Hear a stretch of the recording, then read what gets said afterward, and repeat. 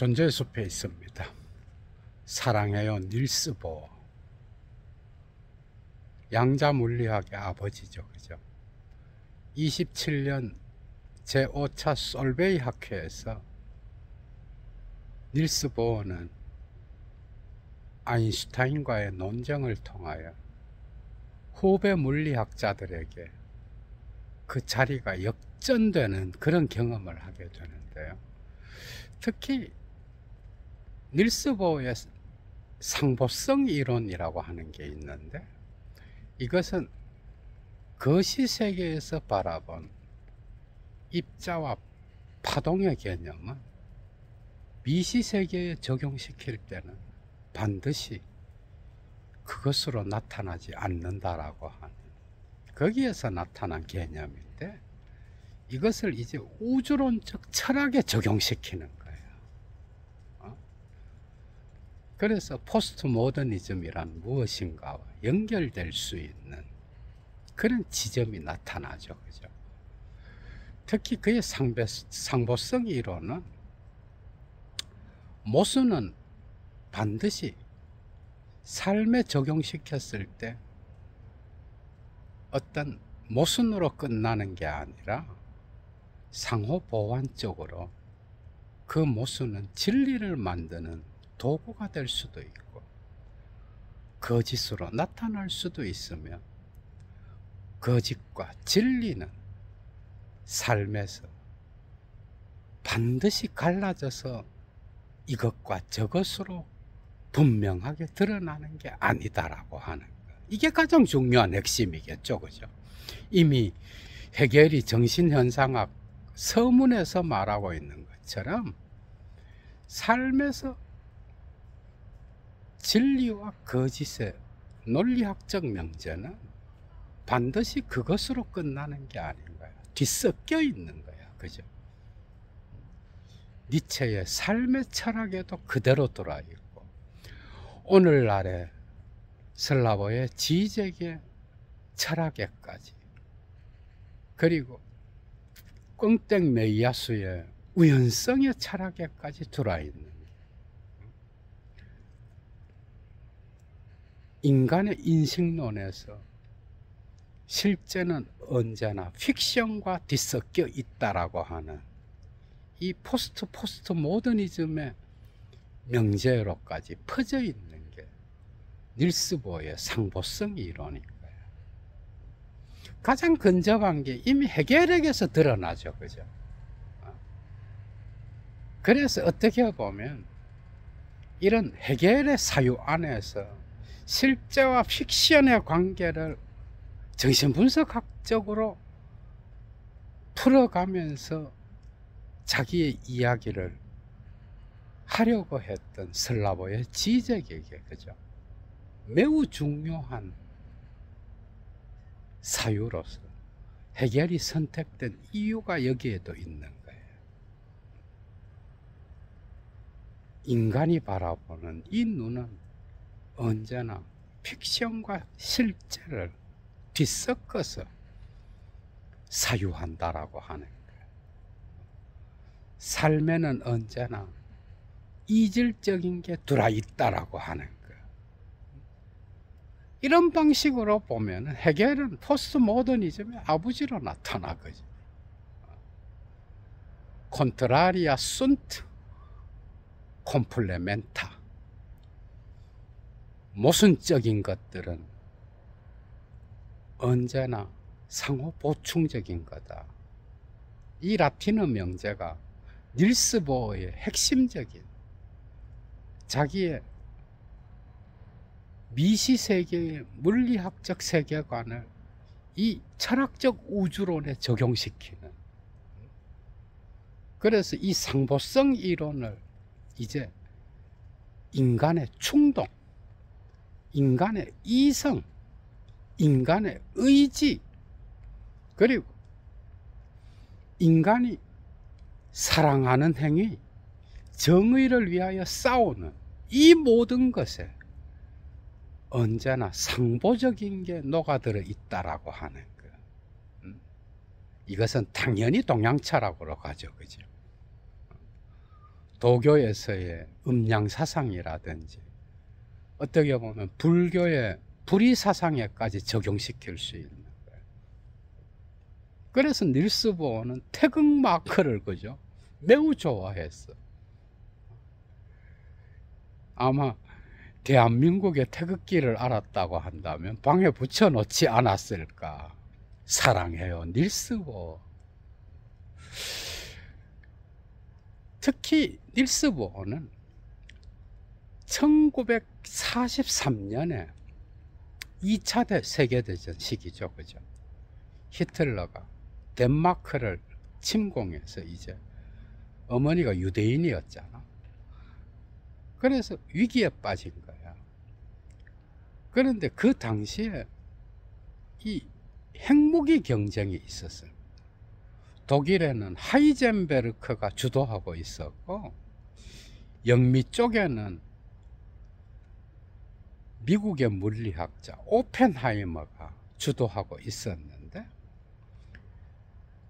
닐스 보어는 이 후배 물리학자들, 오펜하이머라든지 하이젠베르크라든지, 그리고 더 젊은 리차드 파인만 같은 그런 물리학자들에게 신과 같은 존재로 등극하죠, 그죠? 어떻게 보면 5차 솔베이 학회에서 아인슈타인을 누르고, 그죠? 후배 물리학자들이 볼 때는 승리를 거둔 게 닐스 보어의 양자 물리학, 코펜하겐 해석인 거예요. 이것을 확장하여 닐스 보어는 삶의 철학에도 적용시키는 거예요. 그래서 이 인물이 세계적인 물리학자가 독일 쪽으로 가느냐 아니면 영국과 미국 쪽으로 가느냐에 따라서 2차 세계대전의 판도가 달라지는 거예요. 그래서 이 사람을 독일에서는 자기 진영으로 데리고 가려고 그러고, 또 영국과 미국 쪽에서는 자기 진영으로 데리고 가려고 하는 거예요. 그런데 닐스 보어는 소비에트로 가기를 원했어. 이게 독특한 인물인 거야. 그러나 결국은 미국으로 가서 오펜하이머를 만나죠, 그죠? 처음에는 스웨덴으로 갔다가 스웨덴에서 영국으로 가서, 이게 1943년에 일어난 일이에요. 가을쯤에. 그리고 한참 2차 세계대전 중이잖아, 그죠? 영국으로 갔다가 43년 12월쯤에 미국으로 들어가게 되는데요. 그때 미국의 핵무기 개발이 한창이었어요. 독일이 만들면 큰일이다. 이게 이제 가장 큰 화두였던 거예요. 그래서 2차 세계대전이 일어나고 나서 미국에서 핵무기를 만드는 실험실이 따로 생긴 거예요. 거기에 장이 바로 오펜하이머였던 거예요. 학문 쪽에는 오펜하이머 영화 보면 나오잖아, 그죠? 그 다음에 군사 쪽에는 그로브 장군이라고 하는 사람이 있었어요. 이 사람이 닐스 보어를 아주 싫어한 거예요. 왜냐하면 소비에트를 좋아하는 빨갱이로 보였기 때문에 닐스 보어가 왔을 때 정보국을 통해서 계속 감시하고 그랬죠, 그죠? 그런데 오펜하이머에게는 신이었던 거예요. 거기에서 핵무기가 이 전쟁에서 만들어져서 사용된다라고 한다면 이 세계는 어떻게 될 것인가? 거기에 상보성 이론을 적용시키는 거예요. 재미있죠, 그죠? 핵무기는 한편으로는 핵전쟁이 일어난다면 모두 다 죽기 때문에 전쟁을 종결시킬 수 있는 그런 측면도 갖고 있고, 또 사용되었을 때 무차별적인 민간인을, 죄 없는 민간인을 학살하는 도구가 될 수 있다. 여기에서 열린 세계의 상보성, 그건 무엇일까 하면서 논쟁을 하는 거예요. 이런 상보성의 삶의 철학을 오펜하이머는 자기의 일평생의 철학으로 받아들였습니다. 신과 같은 존재예요. 닐스 보어가 신이라고 한다면 자기는 그 신에 대한 진리를 예언하는, 신의 뜻을 이루는 예언자다, 이렇게 표현할 정도였으니까. 그래서 27년 이후로 아인슈타인의 자리를 차지해서 후배 물리학자들에게 신의 자리에까지 등극한 게 그죠, 닐스 보어인 거예요. 사랑해요, 닐스 보어. 거침없는 성격을 가져서 그로브 장군이 미국에 왔을 때 로스 알라모스로 가서 이제 그 실험 기지에 도착한 거예요. 그러니까 군사를 담당하고 있었던 장군이 막 딴지를 거는 거야. 그러니까 나는 직접 루즈벨트랑 대화하겠다, 나는 처칠이랑 대화하겠다, 내가 왜 당신과 대화하느냐, 이런 인물인 거야. 그래서 자기 제자들 중에는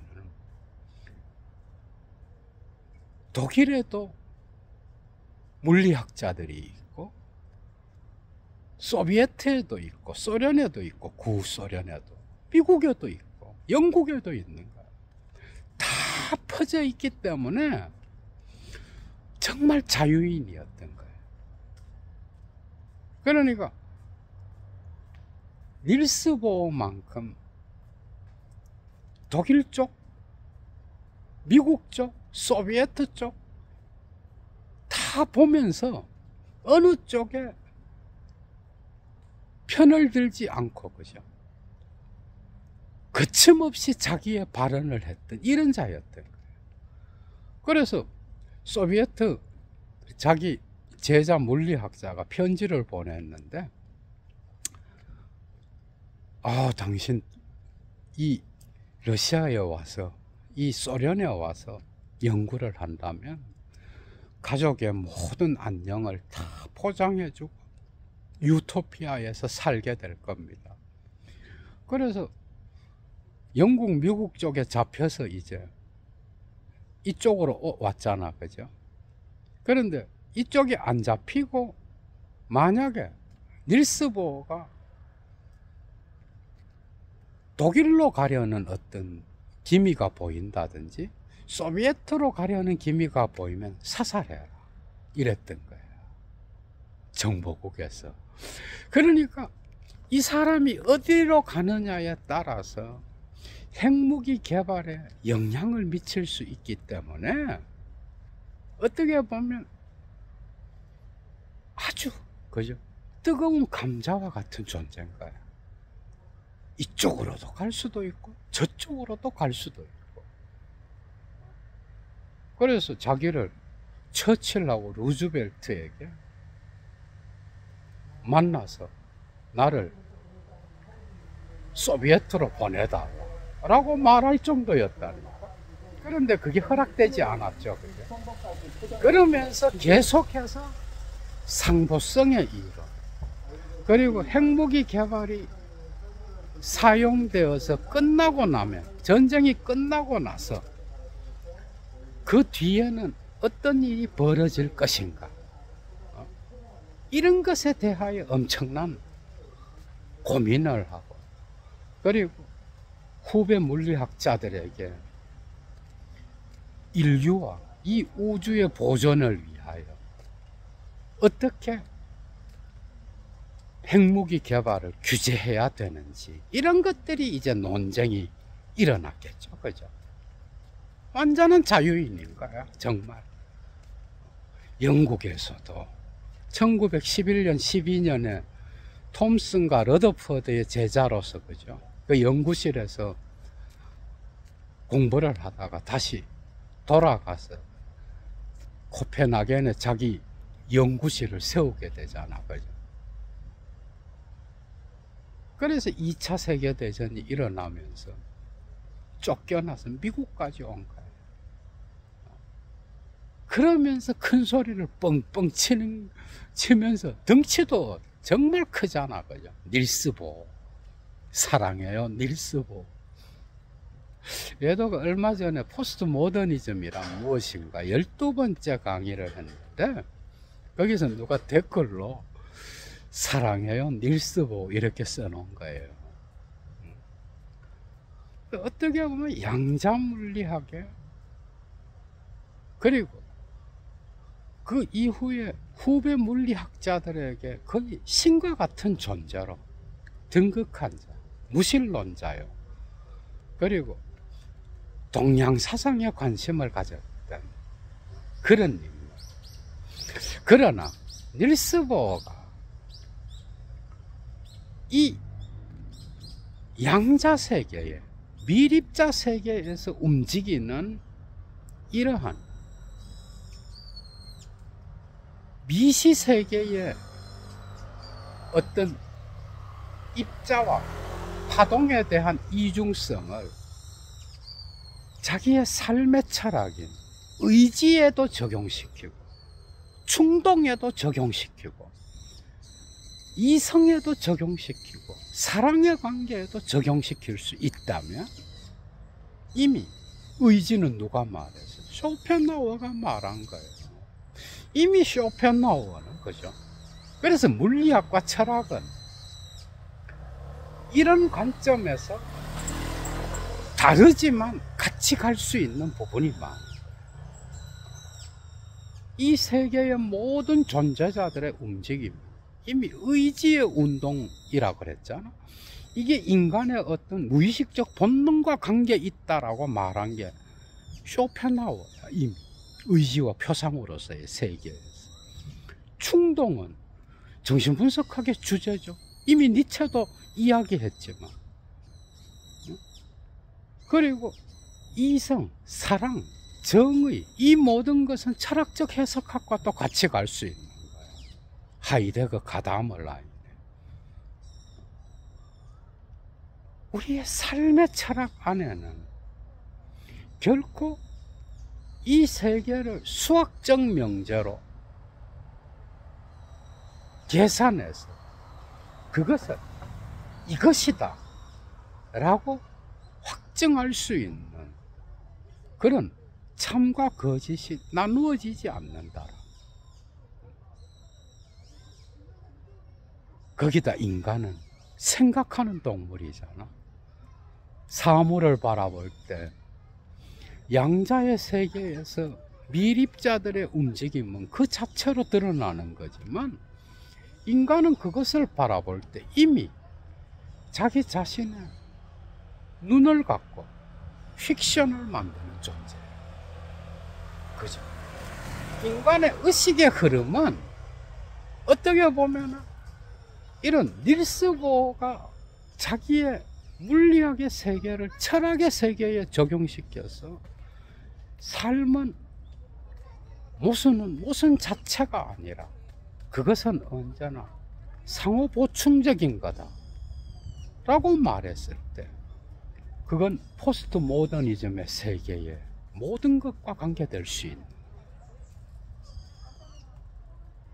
이것이면서 이것이 아니고 저것이면서 저것이 아니고, 이것은 저것과 만나서 다른 것을 만들어내지만 그 다른 것이 소멸할 때 이것과 저것은 또 소멸할 수 있는, 이 모든 것들은 인간과 만나게 되면 정말 복잡해집니다. 포스트 모더니즘은 이걸 다 보여주고 있죠. 그죠?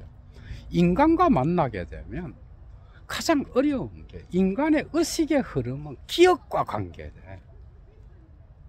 특히 우리가 제임스 조이스의 율리시즈라든지 프루스트의 잃어버린 시간을 보게 되면 알 수 있듯이 인간의 의식의 흐름은 복잡한 거예요. 닐스 보어의 이 상보성 이론은 또한 그 이전에 베르그손의 지속의 개념, 그죠? 물질과 정신, 이 우주의 모든 것은 지속한다라고 하는 거예요. 그런 것들을 알았다면 아마 환장했을 것 같아요. 닐스 보어는 특별하게 자기가 특별히 사랑하는 철학자가 있었던 것 같지는 않아. 아인슈타인에게는 쇼펜하우어가 있었죠. 그죠? 오펜하이머는 프루스트를 포함하여 앙드레 지드, 다양한 문학가들이 있었고, 그래서 그 모든 세계는 언제나 참이면 거짓이 들어있고 거짓에는 언제나 참이 있는 거예요. 삶은 그래서 만만치가 않은 거예요. 매 순간 우연성과 마주치는 게 삶인 거예요. 그래서 포스트 모더니즘은 이 닐스 보어의 상보성 이론과 또 같이 갈 수 있는 거죠. 그죠? 무엇보다도 슬라보의 지적에 무보다 더 적은 이러한 양자 물리학의 세계를 철학에다 적용시키면서, 그죠? 탁월한 무의식의 세계를 함께 포괄하여 인간이 바라보는 이 실제를 픽션과 어떻게 조화해서 인간이 자기 세계를 만들어 나가는지, 거기에서 나타나는 이데올로기는 뭔지, 그걸 보여주려고 하는 거죠. 그죠?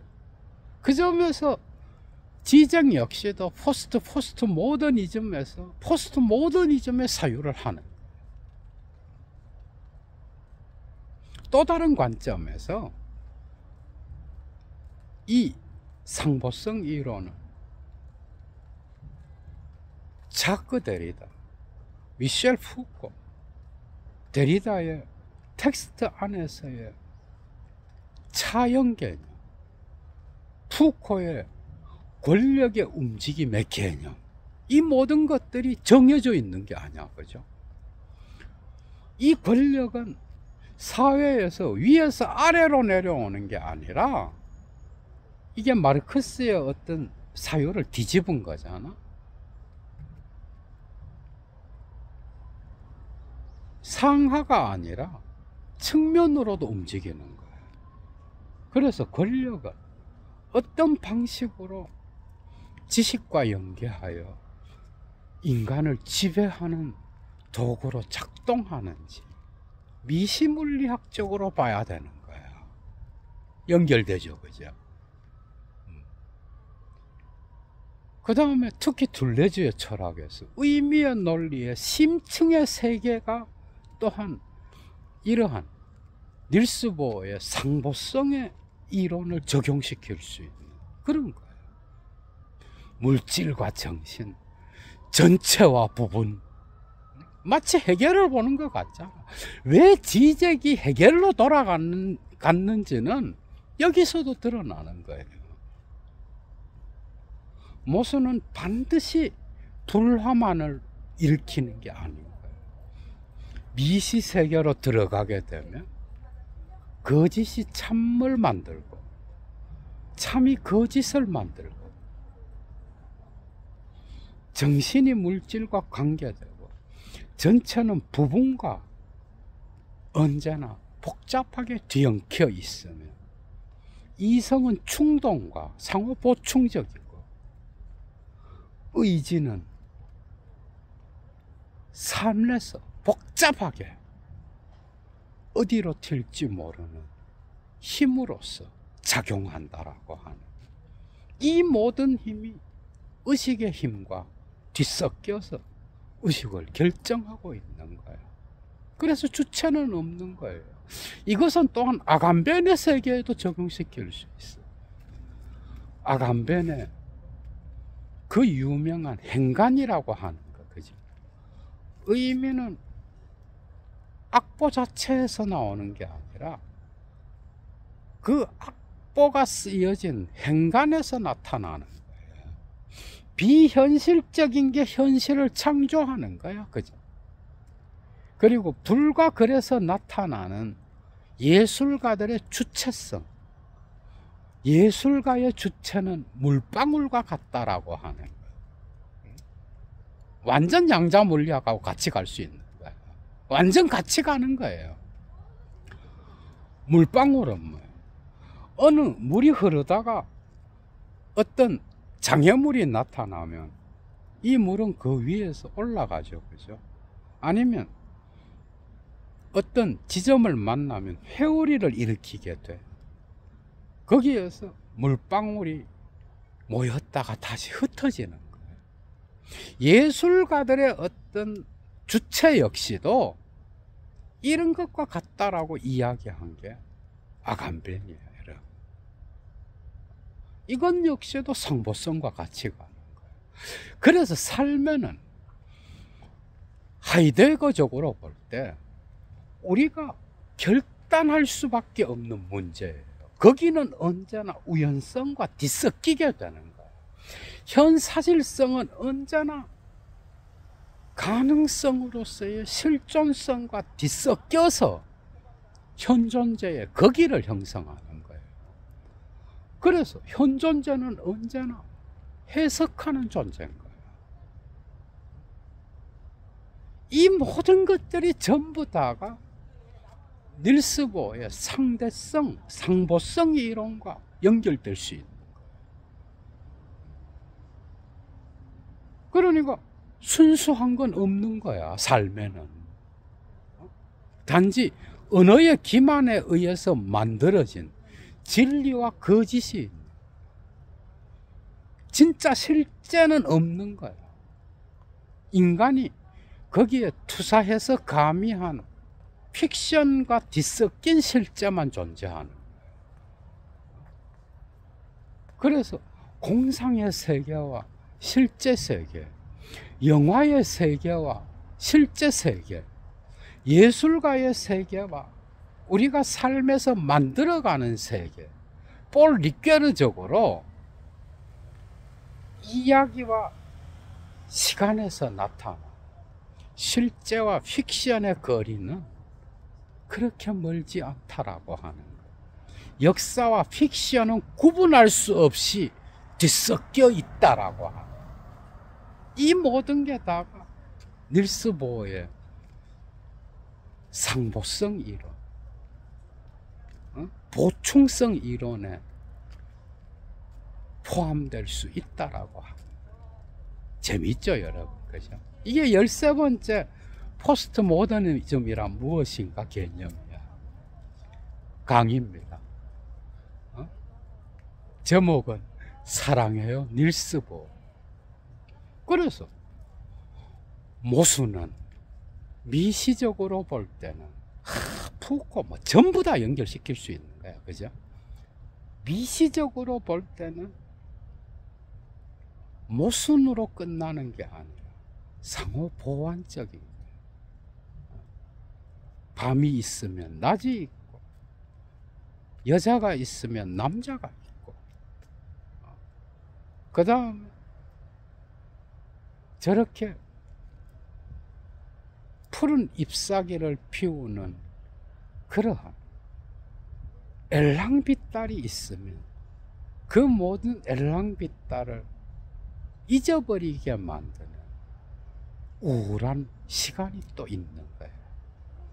이 모든 것은 다가 인간의 삶을 결정하는 거라는 거예요. 우리의 삶은, 그죠? 그래서 존재의 용기가 매우 중요한 거예요. 물리학자가 철학자가 될 때 나타나는 현상이, 그죠? 이 모든 것을 가로질러 슬라보의 지적에 무보다 더 적은 애까지 올라가서 다시 포스트 모더니즘의 세계로 우리를 초대하고 있는 13번째 포스트 모더니즘이란 무엇인가였어요. 재밌었죠, 그거? 애청하시는 분들 가운데 여건이 되시는 분은 사막의 철학을 후원해 주시면 감사하겠습니다. 추스!